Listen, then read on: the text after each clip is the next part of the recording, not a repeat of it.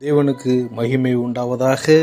ஏசாயா 60வது அதிகாரம் 1-2 நாம் வாசிக்கிறோம். எழும்பி பிரகாசி, உன் ஒளி வந்தது, கர்த்தருடைய மகிமை உன்மேல் உதித்தது. இதோ இருள் பூமியையும் காரிருள் ஜனங்களையும் மூடும், ஆனாலும் உன்மேல் கர்த்தர் உதிப்பார், அவருடைய மகிமை உன்மேல் காணப்படும். இந்த காலை வேளையிலே இந்த வசனத்தை நாம் தியானிப்போம். இங்கே சொல்லப்படுகிறதான காரியம் என்னவென்றால், நம்முடைய வாழ்க்கை இருள் சூழ்ந்து காணப்படுகிறது. சோதனைக்கு உட்படுத்துகிறோம். வருத்தத்தோடும் கண்ணீரோடும் வாழ்ந்து கொண்டிருக்கிறோம். ஒரு புதிய ஒளியை ஆண்டவர் நம்மேல் வீச பண்ணுகிறார். இயேசு கிறிஸ்து வெளிச்சமாகவும் ஒளியாகவும் இருக்கிறார் என்று இந்த வசனம் நமக்கு காண்பிக்கிறது.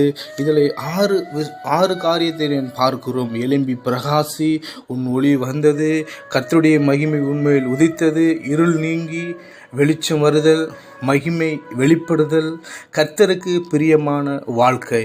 இதில் ஒன்று நாம் பார்க்கும்போது, ஜனங்கள் தங்களது வாழ்வில் புதிய வாழ்க்கையை காணவும் கர்த்தரின் வெளிச்சத்தில் பிரகாசிக்கவும் ஜனங்களுக்கு ஆண்டவர் அழைப்பு கொடுக்கிறார்.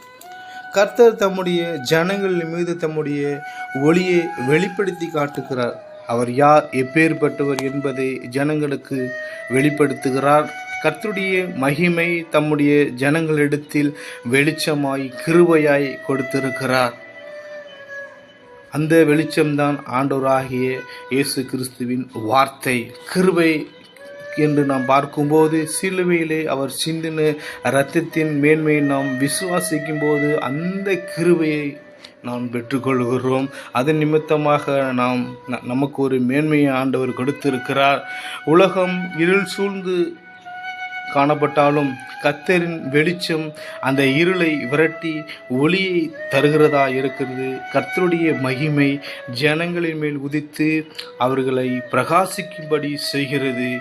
குடும்ப சூழ்நிலையை மாற்றுகிறது, தரித்திரத்தை மாற்றுகிறது, 1000 மடங்கு ஆசீர்வாதத்தை கொடுக்கிறது. கர்த்தருக்கு பிரியமாக வாழும்போது கர்த்தர் நம்மோடு இருப்பார் என்பதை இந்த வசனம் உறுதிப்படுத்துகிறது. அவருடைய வார்த்தையிலே நாம் நிலைத்திருக்க வேண்டும். நமக்குள்ளே இருக்கிற இருளை ஆண்டவர் ஆகிய இயேசு கிறிஸ்து வெளிச்சமாக மாற்றுகிறவராக இருக்கிறார். சூழ்நிலையை மாற்றுகிறவராக இருக்கிறார். எழும்பி பிரகாசி, உன் ஒளி வந்தது என்று சொல்லப்பட்டுகிறது.